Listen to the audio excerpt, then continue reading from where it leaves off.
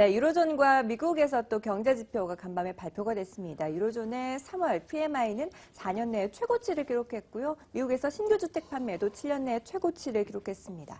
자, 그로 인해서 또 한 번 기준금리가 인상될 가능성이 크다. 또 빠른 시점에 다가오지 않을까 걱정하는 목소리가 나타나고 있죠. 네, 맞습니다. 하지만 중요한 것은 선진국을 중심으로 경기 개선이 빠르게 나타나고 있다는 점입니다. 어제 우리 시장 오후에 나왔었던 이 중국의 제조업 지표가 둔화된 것에 비한다면 선진국들의 경기 개선은 상당히 빠른 상황인데요. 중국 제조업 지표부터 일단 좀 확인을 해보도록 하죠. MTN의 김종은 연구위원 모시고 자세한 분석 들어보도록 하겠습니다. 위원님. 네, 어제 중국 지표는 부진하게 나왔는데요. 먼저 선진국부터 좀 살펴볼까요? 미국의 흐름 보시면 전체적인 흐름은 일단 상반기에는 좀 둔화되는 모습이 나오지 않을까 예측을 하고 있습니다.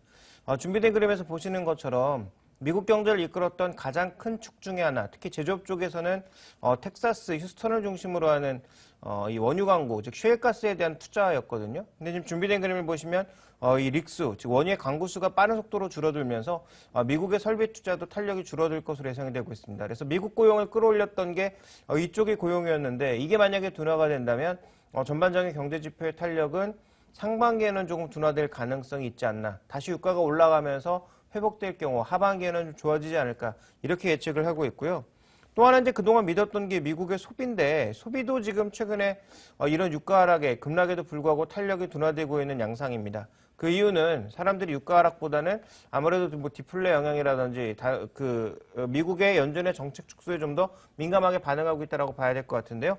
가솔린을 제외하고서라도 소매 판매가 줄어들고 있는 양상이기 때문에 이런 양상으로 보면 미국 경제는 상반기보다는 하반기 쪽에 포커스를 조금 맞춰야 되지 않나라고 보고 있고요.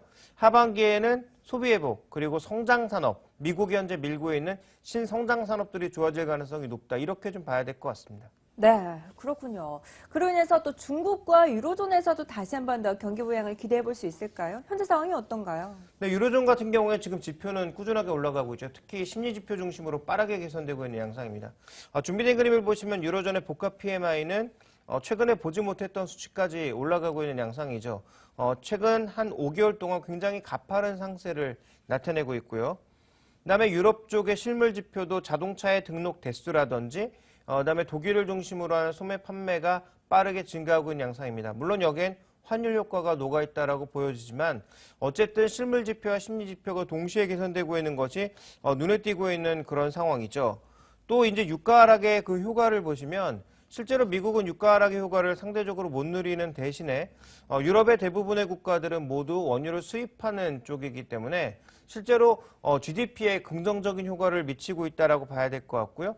또 하나 지금 이런 디플레 상황이 나타나면서 유럽 쪽은 실제로 임금을 올려주지 않았음에도 불구하고 실질 임금이 올라간 것 같은 그런 효과를 내고 있다는 거죠. 물가가 내려가니까 임금은 올라가지 않았는데 실질 임금 자체가 올라간 것 같은 그런 효과를 주고 있다는 것입니다. 그래서 이제 유로존의 추가적인 소비 회복이 나타날 것으로 보고 있기 때문에 상반기에 글로벌 자금의 메인스트림은 여러 번 언급드렸지만 여전히 서유럽 쪽을 떠나지 않을 거다라고 봐야 될 것 같고요. 중국 같은 경우에는 PMI 지표가 예상보다도 안 나오고 있습니다. 이번에 그 예상했던 HSBC 그 지수는 중소기업 중심으로 이제 서베이를 하는 건데 이 중소기업 지표가 50을 그래도 넘을 거라고 봤는데 50도 못 미치는 그런 양상이었거든요. 이게 뭐 계절적인 효과일진 모르겠습니다만 어쨌든 중국 쪽에서는 추가적인 부양책 가능성을 좀 예상해 볼 수 있는 상황이기 때문에 뭐 우리 입장에서 볼 때는 그렇게 뭐 나쁜 흐름은 아니었다라고 볼 수 있습니다. 네. 자, 이렇게 해서 그럼 미국과 유럽, 중국 간의 지표들을 모두 다 분석을 해주셨는데 그렇다면 우리 시장에 어떠한 영향을 미칠지가 가장 중요할 것 같습니다. 시청자분들도 아마 그 부분이 가장 중요할 것으로 보이는데요. 그럼 어떠한 투자 전략이 좀 필요할까요? 바로 이제 그 부분이죠. 미국도 소비가 좋아지고 유럽도 소비가 좋아지고 중국도 어차피 여러 가지 안 좋은 가운데 소비를 늘려가겠다라고 했으니까 이와 관련된 교집합을 찾아내는 게 가장 중요하다고 보고 있습니다. 그렇다면 우리가 과거에 이제 그 미국 소비 이런 거 얘기할 때 가장 먼저 얘기했던 건 내구 소비재거든요. 그 최종재였습니다. 그러니까 이 뭐 더 쉽게 말씀드리면 이런 최종 제품들 컴퓨터라든지 아니면 이런 마우스와 같은 최종 제품들에 대한 수요를 우리가 가장 긍정적으로 봤는데 지금은 환율 효과로 인해서 최종재에 대한 매력도는 상대적으로 떨어질 가능성이 있어 보이고요. 오히려 핵심 부품, 시장 점유율 측면에서라든지 아니면 꼭 들어갈 수밖에 없는 그런 핵심 부품들의 역전 가능성이 좀 있다라고 보고 있기 때문에 제가 보기에 뭐 반도체 그리고 타이어 지금 당장 안 좋습니다만 아마 2분기부터 개선될 가능성이 굉장히 높아 보이고요.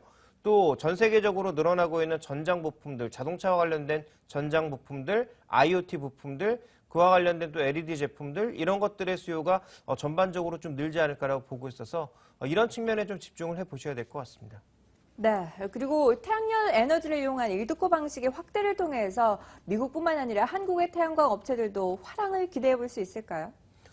글쎄요, 한국 쪽에서는 좀 힘들지 않을까 생각이 되는데 미국 쪽에 지금 주가 흐름을 보시면 뚜렷한 특징이 있습니다. 준비된 그림에서 나타나는 것처럼 가장 태양광 종목 중에 주가가 많이 올랐던 선 레디슨 같은 경우에는 지난 2014년도 가을을 기점으로 해서 테라폼이라고 하는 이 일드코 회사를 만들었죠. 일드코 회사라는 게 뭐냐면 말 그대로 자금 조달을 위한 방법입니다. 그래서 투자자들에게 자금을 모집해서 그러니까 이쪽에 회사를 하나 세우고 그 자금을 모집해서 실제로 그 투자된 자금만큼의 생기는 이익은 전부 배당으로 분배를 하는 거죠.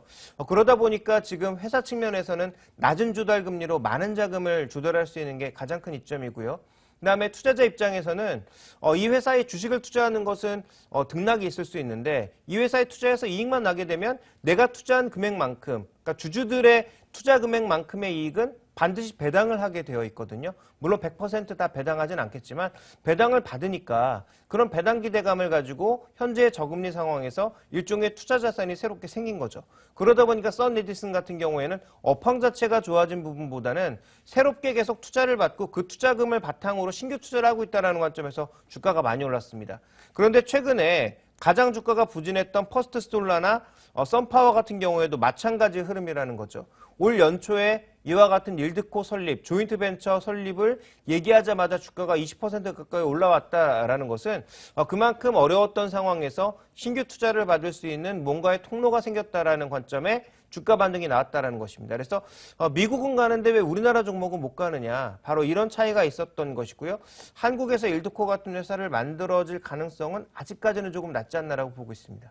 네, 그래도 미국에서 태양광 회사들이 일드코 회사들을 많이 설립을 하면서 그만큼 투자들을 많이 받고 있고 그렇게 된다면 돈을 더 많이 쓰질 않겠습니까? 우리나라 관련주들에 대한 투자 전략도 좀 중요할 것 같습니다. 하나케미칼에 대해서 앞으로 어떠한 투자 의견 가져가십니까? 네, OCI에 대해서는 지난번에 한번 말씀드린 적이 있기 때문에 오늘 하나케미칼을 살펴보고자 하는데요. 이 하나케미칼은 약점이 좀 많은 기업입니다. 일단 기본적인 캐시카우는 화학 쪽에서 나오는데 화학업종은 최근에 아시다시피 그렇게 좋은 상황이 아니고요. 태양광 쪽은 아직까지 이익 발생의 시점이 좀 멀었다. 그리고 특히 업스트림 쪽, 이 모듈이라든지 셀 이런 쪽이었기 때문에 이런 쪽의 업황이 좋지 않다라는 것이 가장 큰 문제였고 또 투자를 많이 하다 보니까 재무구조가 안 좋아진 게 문제였는데요. 최근 이런 부분들이 한두 가지씩 조금씩은 해소가 되고 있습니다. 먼저 준비된 그림을 보시면 부채 비율은 더 이상 늘지 않고 조금씩 줄고 있고요. 신규 투자도 앞으로는 줄어들 것으로 보여지고 있기 때문에 재무구조의 개선으로 인해서 금융비용 그리고 저금리에 따른 수혜가 일부 나타나지 않을까 예상이 되고 있고요. 그 다음 PVC가 이제 주요 제품 중에 하나인데 ABS와 PVC가 주요 제품인데요. 이 PVC 중심으로 보게 되면 마진이 개선되고 있습니다. 이 석유화학 제품들은 스프레드가 굉장히 중요하죠. 원재료 가격의 움직임 그리고 내가 팔고 있는 제품 가격의 움직임이 중요한데 두 개가 지금 같이 떨어지다가 여전히 원재료 가격은 떨어지고 있는데 제품 가격은 조금 올라가고 있죠. 이러면서 마진 스프레드가 개선되었기 때문에 석유화학 쪽에서 이익 개선 가능성도 생각해 볼 수 있는 구간이고요. 그 다음에 지금 미국에 나스닥에 상장되어 있는 하나큐셀의 주가가 최근에 급등하고 있습니다. 자, 이런 부분들을 고려해 봤을 때 자회사의 실적 개선 가능성과 미국에서의 하나큐셀을 바탕으로 하는 일드코 설립 이런 것들을 만약에 생각해 본다면 하나케미칼의 개선 가능성도 있다라고 봐야 되겠죠. 그래서 OCI와 동일한 전략을 드리겠습니다. 이 종목에 대해서는 단기적으로는 여전히 변동성이 클 수 있지만 하반기 그리고 내년으로 가면 갈수록 바닥에서 개선될 가능성을 염두에 두고 분할 매수의 관점에서 접근하는 것은 나쁘지 않다라고 보고 있습니다. 네, 그리고 또 전체 시장 수급적인 측면을 확인해 보도록 하겠습니다. 외국인의 바이코리아가 계속 이어지고 있는데요. 하지만 지속성 여부의 물음표가 던져지고 있습니다. 외국인들 눈에 한국 시장 여전히 매력적인가요? 일단 한국 시장이 매력적이라고 보기에는 좀 어려울 것 같고요. 준비된 그림을 보시면 최근에 동양이 여전히 선진국으로 그것도 유럽으로 돈이 쏠리고 있는 양상입니다. 4주간 추이를 놓고 봤을 때도 지금 채권도 선진국을 사고 있고 그다음에 주식도 그 선진국을 사고 있는 그런 모습이거든요. 근데 이제 주요 지역별로 나눠보시면 최근에 뭐 미국보다는 아주 뭐 서유럽 쪽으로 대표적으로 돈이 몰려가고 있는 것이 발견이 되고 있습니다. 그래서 현재 선진국 향으로 가고 있는 메인스트림은 변하지 않을 것이고 신흥국에선 계속 돈이 빠져나가고 있기 때문에 한국도 이 큰 바운더리 내에서는 뭐 그런 흐름일 것이다라고 봐야 될 것 같은데요. 다만 외국인들의 이제 주간 매매 동향을 살펴봤을 때 또 초과 비중을 살펴봤을 때 드러나는 특징은 한국 증시에 대해서 대형주에 대해서 적극적으로 매수하고 있거든요. 자, 이것은 두 가지 모멘텀이 있다고 봅니다. 가격이 싸서도 되겠지만 가격이 싸다라기보다는 이제 환율의 움직임에 따라서 1분기 실적이 좋아졌을 가능성, 즉 실적 자체가 좋아진 게 아니라 달러, 유로 베이스로 번 돈을 원화로 바꾸는 과정에서 실적이 좋아졌을 가능성이 있다는 거죠. 그래서 이런 측면에서 외국인 투자가 일부 한국으로 유입됐을 가능성이 있다라고 봐야 될 것 같고요. 또 하나는 그동안 우리 증시에 과도하게 매도 포지션을 유지해 왔기 때문에 이런 매도 포지션을 줄이는 과정에서 또 매수가 유입된 것이 아닌가 이렇게 좀 볼 수가 있겠습니다. 그래서 외국인들의 매수는 유입될 수 있으나 1분기 실적을 확인하는 과정에서는 변동성이 확대될 수 있다. 이렇게 좀 보셔야 될 것 같고요. 긴 관점에서 우리 시장이 가장 저평가된 시장은 맞기 때문에 상대적으로 중국과 인도보다는 매력도는 떨어지지만 저평가에 따른 매수세와 함께 실적에 따라서 추가적인 매수 유입 가능성은 열려있다. 이 정도로 봐야 될 것 같고요. 그래서 우리의 대응 전략은 여전히 실적을 중심으로 실적이 좋은 종목군들을 장기적으로 꾸준히 늘려나가는 전략이 가장 유리하다고 보고 있습니다. 네, 1분기 실적 발표에 따라서 외국인들의 매수가 다소 흔들릴 수는 있습니다. 하지만 우리 시장이 저평가 바닥이기 때문에 외국인들의 매수는 장기적으로도 유입될 가능성이 높다라는 분석 제기해 주셨는데요. 이 같은 외국인 매수에 따른 우리 시장 대응 전략도 세워봐야겠죠? 네, 맞습니다. 본격적으로 또 시장 대응 전략 세워보도록 하겠습니다. 오늘장 선전략 함께하겠습니다.